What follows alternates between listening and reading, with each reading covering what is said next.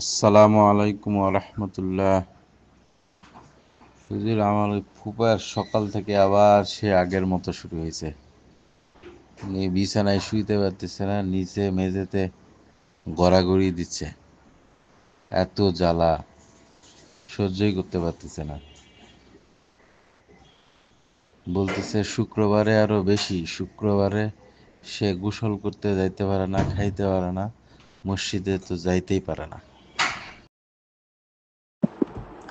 أسأل الله العظيم رب العرش العظيم أن يشفيك. أسأل الله العظيم رب العرش العظيم أن يشفيك. أسأل الله العظيم رب العرش العظيم أن يشفيك. أسأل الله العظيم رب العرش العظيم أن يشفيك. أسأل الله العظيم رب العرش العظيم أن يشفيك.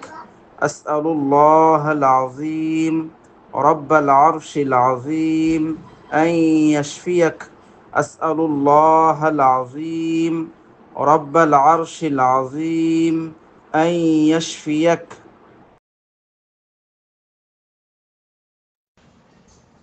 আসসালামু আলাইকুম রহমতুল্লাহ। হুজুর, আলহামদুলিল্লাহ আলহামদুলিল্লাহ। এখন ফুবার শরীরে কোনো জ্বালা নাই এই মুহূর্তে। কোনো জ্বালা নাই, শুধু গা ব্যথা করতেছে একটু, আর গা একটু গরম হয়েছে। আলহামদুলিল্লাহ, কোনো জ্বালা এই মুহূর্তে আর নাই হুজুর।